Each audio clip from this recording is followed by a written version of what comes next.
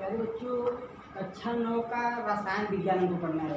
तो कक्षा 9 रसायन विज्ञान में हमको पहला चैप्टर पढ़ना है। इसे पहला चैप्टर का नाम हमारे आसपास के पदार्थ। तो जैसा कि चैप्टर का ही नाम है हमारे आसपास के पदार्थ, तो सबसे बड़ी बात होती है कि पदार्थ होता क्या है। तो पहला इसमें होगा पदार्थ। तो पदार्थ को हम द्रव्य भी कहते हैं। जो पदार्थ होता है उसको हम द्रव्य कहते हैं। तो कहा जाए पदार्थ या द्रव्य होता क्या है, तो कहा जाए कि ऐसी वस्तुएं जिसको हम क्या करें देख सकें, जिसको हम क्या करें अपनी आंख द्वारा देख सकें, जिसका हम क्या करें अनुभव कर सकें, जिसको हम छू सकें। तो अनुभव करने का मतलब क्या होता है, हम अपनी ज्ञान इंद्रियों के द्वारा उनका अनुभव करते हैं। तो ऐसे वस्तुओं को हम क्या कहते हैं द्रव्य या पदार्थ, अर्थात वे वस्तुएं जिनको हम देख सकते हैं, जिनको हम छू सकते हैं तथा जिनका अनुभव हम अपने ज्ञानेंद्रियों के माध्यम से करते हैं, उनको हम पदार्थ कहते हैं। तो पदार्थ की आपकी 3 अवस्थाएं होती हैं, जिनको क्रमशः हम ठोस, द्रव और गैस कहते हैं। तो इसमें हम पदार्थ को जानने से पहले हम इसमें थोड़ा सा द्रव्यमान, भार, आयतन, घनत्व और ऊर्जा के बारे में जानने का प्रयास करते हैं। तो अगर हम जानने का प्रयास करें तो इसमें हमारा द्रव्यमान तथा भार, इसमें हमारा पहला है द्रव्यमान या भार। तो इस द्रव्यमान या भार होता क्या है, तो इसमें पहला हमारा होगा द्रव्यमान। तो द्रव्यमान होता क्या है, द्रव्यमान। अब देखिए, अगर कोई पदार्थ है, मान लेते हैं आपका कोई इस प्रकार से आपका यह पदार्थ है, तो जो पदार्थ होते हैं वह कुछ कणों से मिलकर बनते हैं। तो मान लीजिए पदार्थ में इस प्रकार से आपकी इसमें कण उपस्थित होंगे, इस प्रकार से आपकी कण उपस्थित होंगे।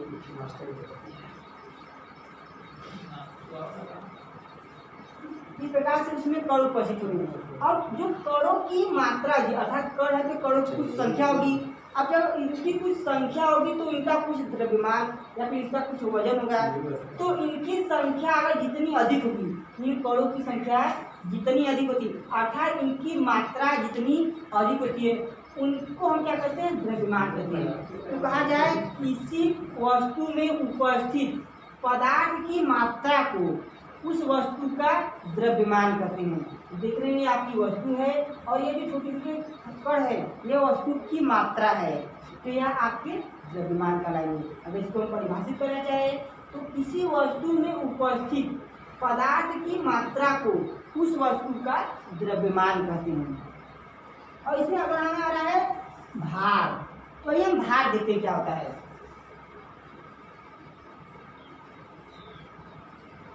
भार, तो जैसे हमारे से कोई वस्तु हो गया, जैसे हमारे यही वस्तु होगी। अब वस्तु के हम क्या करते हैं, अगर हम इसको स्वतंत्रता पूर्वक छोड़ेंगे तो यह क्या होता है पृथ्वी की तरफ आकर्षित होती है। अगर वस्तु जो होती है जितनी अधिक गति से पृथ्वी की तरफ आकर्षित होती है वह क्या होता है उसका भार कहलाता है। अर्थात किसी वस्तु को पृथ्वी जितनी आकर्षण बल के द्वारा अपनी तरफ आकर्षित करती है उसे उस वस्तु का भार कहते हैं।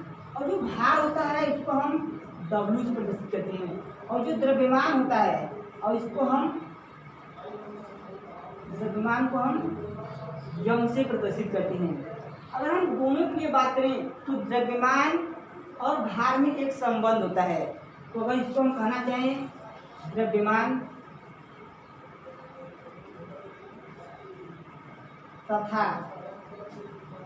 भार में संबंध,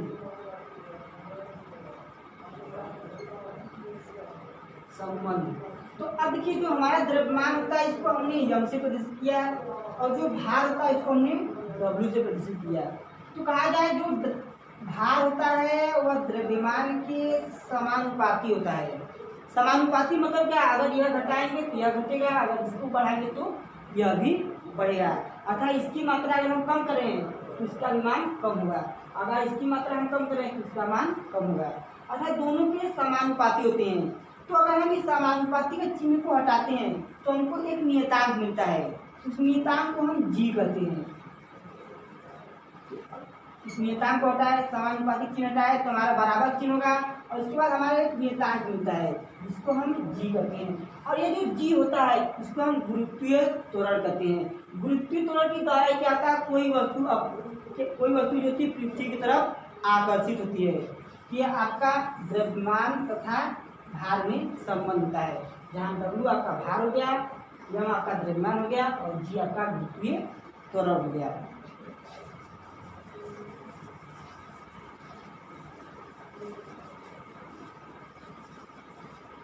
अब अगला इसमें हमारा आयतन तथा घनत्व। तो आयतन तथा घनत्व होता क्या है? तो कहा है, तो इसमें पहले क्या देखते, आयतन देखते हैं।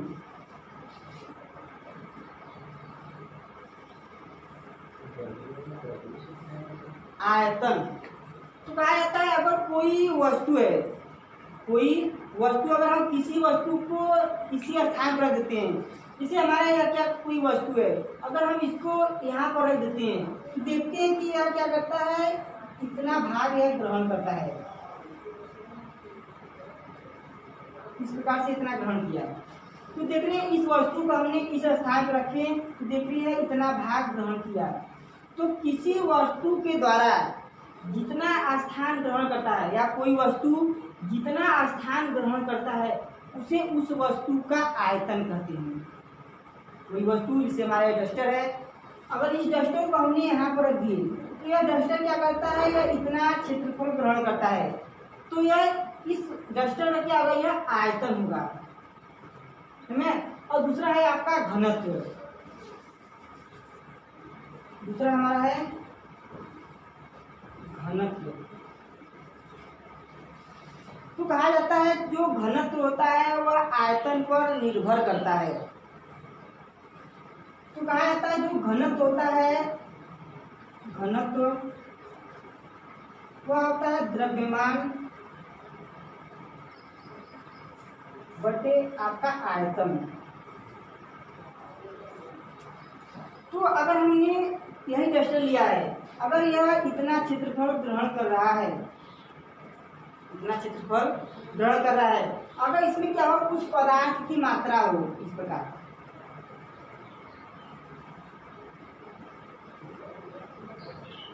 से क्या है, पदार्थ की मात्रा या फिर कह लीजिए द्रव्यमान।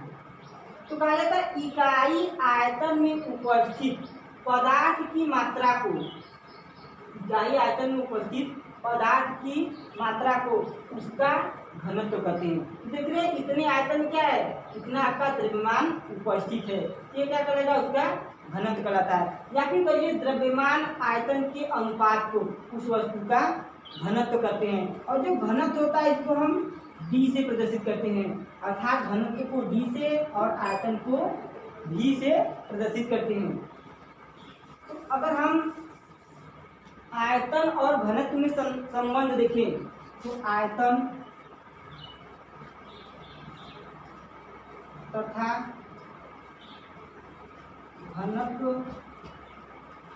में संबंध, तो हम जानते हैं जो घनत्व होता है वह डी होता है और जो आयतन होता है वह भी होता है। अगर इसमें द्रव्यमान की मात्रा यम हो तो जो डी होता है वह द्रव्यमान बटे आयतन, अर्थात द्रव्यमान और आयतन, द्रव्यमान आयतन और घनत्व, या फिर क्या द्रव्यमान होंगे या आपका आयतन होगा और आपका घनत्व। तो द्रव्यमान घनत्व और आयतन में आपका निम्न संबंध होगा।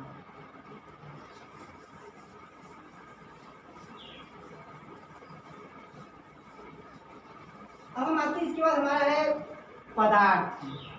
तो पदार्थ को हमने 3 भागों में विभाजित किए थे। जिसको क्रमशः हम ठोस, द्रव और गैस। तो पदार्थ की तीन अवस्थाएं होती हैं जिनको हम क्रमशः ठोस, दूसरा है द्रव और तीसरा हमारा होता है गैस। तो इनके अवस्था के आधार पर देखें तो पदार्थ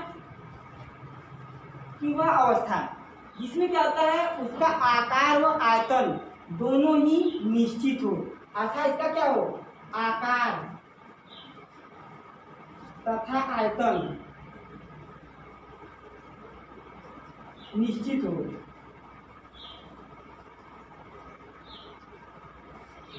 इनका आकार और आयतन दोनों ही क्या हो, निश्चित हो, कि आपके ठोस पदार्थ कहलाते हैं। तो दूसरा है आपका द्रव्य पदार्थ।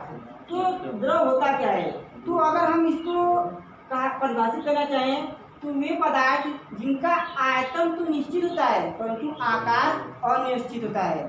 इनका क्या होता है, आयतन निश्चित होता है, आयतन निश्चित, परंतु जो आकार होता है वह आपका अनिश्चित होता है, अनिश्चित होता है। और जो आपका तीसरा है गैस, तो गैस के लिए कहा जाता है कि जो गैस पदार्थ होते हैं इनका न तो आकार निश्चित होता है न ही आयतन, अर्थात इनको हम जिस पात्र में रखते हैं वह उनका आसानी से आकार ग्रहण नहीं कर पाता है। तो इनके लिए कहा जाता है इनका आकार तथा आयतन दोनों ही क्या होते हैं, अनिश्चित होते हैं, अनिश्चित होते हैं। तो हमने देखे कि जो द्रव्य है इनकी तीन अवस्थाएं ठोस, द्रव और गैस हैं, जिनमें जो ठोस पदार्थ है इनका आकार तथा आयतन दोनों निश्चित है, और द्रव में हमने देखे कि इनका आयतन तो निश्चित है परंतु आकार अनिश्चित है, और गैस अवस्था के लिए हमने देखे इनका आकार और आयतन दोनों ही अनिश्चित है। तो आइए देखते हैं अपने टॉपिक में कि जो द्रव पदार्थ होते हैं इनका अवस्था परिवर्तन कैसे होता है।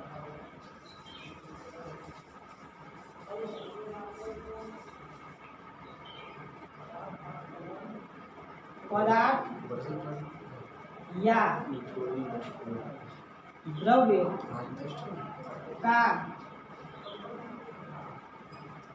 अवस्था परिवर्तन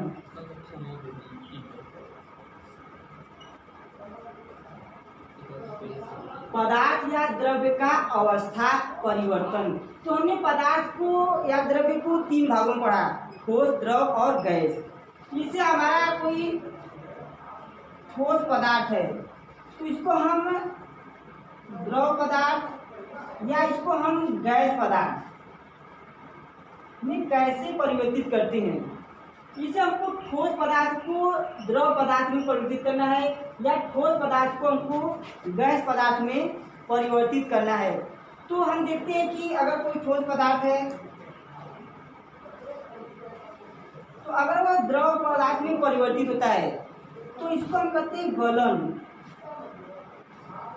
अगर गलन माध्यम के द्वारा हम इसको क्या कहते हैं, द्रव पदार्थ में परिवर्तित करते हैं।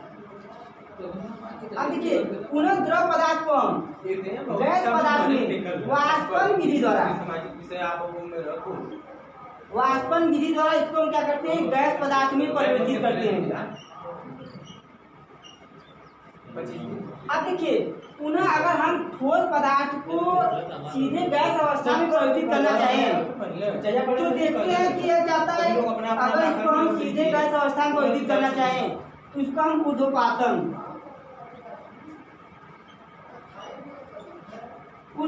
द्वारा देखिए ठोस पदार्थ से हम इसको गैस पदार्थ में परिवर्तित कर सकते हैं। तो आइए देखते हैं किस प्रकार परिवर्तित होता है। इसमें हमारा पहला है गलन। तो अब ये गलन होता क्या है, इसे हमारा यह कोई ठोस पदार्थ है, हमारा कोई ठोस पदार्थ हो गया। अब हम इसको क्या करें, ताप दे रहे हैं, अगर हम ताप दे रहे हैं तो देख रहे हैं कि मानते हैं आपका 50 डिग्री सेल्सियस ताप पर यह नहीं पिघल रहा है, परंतु इसको हमने क्या किया 100 डिग्री सेल्सियस ताप देना शुरू किए। तो अगर ताप इसका 50 से जब 100 डिग्री सेल्सियस हुआ तो देख रही है ठोस पदार्थ धीरे धीरे क्या द्रव पदार्थ में परिवर्तित हो रहा है। तो देखिए एक निश्चित ताप है, आपका जो 100 डिग्री सेल्सियस है वह आपका एक निश्चित ताप है। तो कहा जाता है किसी निश्चित ताप पर कोई ठोस पदार्थ जब द्रव पदार्थ में परिवर्तित होता है तो उसे क्या कहते हैं, गलन या गलनांक कहते हैं। इसी निश्चित ताप 100 डिग्री सेल्सियस आपका क्या है, निश्चित ताप है। इस निश्चित ताप क्या ठोस पदार्थ आपका क्या रहा है, द्रव पदार्थ में परिवर्तित हो रहा है, ठोस अवस्था से द्रव अवस्था में परिवर्तित हो रहा है। तो इस परिवर्तन को हम क्या कहते हैं, गलन कहते हैं।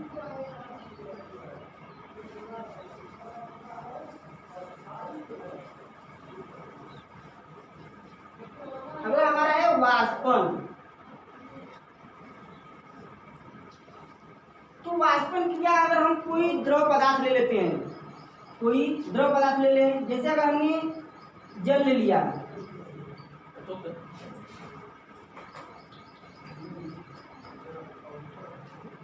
हमने इसमें क्या किया, जल ले लिए।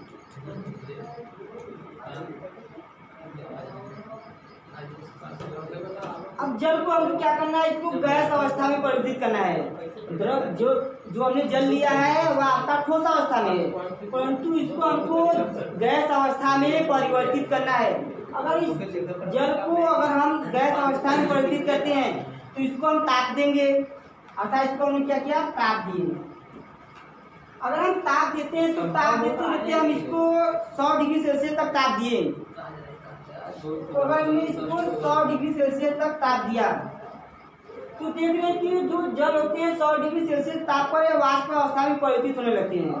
अर्थात वाष्प अवस्था परिवर्तित मतलब क्या है, यह द्रव से गैस अवस्था में परिवर्तित हो रहा है। तो जब द्रव से या गैस अवस्था में परिवर्तित होता है तो इस क्रिया को हम वाष्पन कहते हैं। और यह क्या है, निश्चित ताप पर हो रहा है। देखिए इसका तापमान 100 डिग्री सेल्सियस है।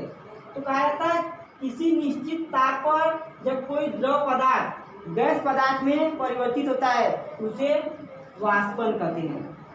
इसका प्यारे बच्चों अगला वीडियो में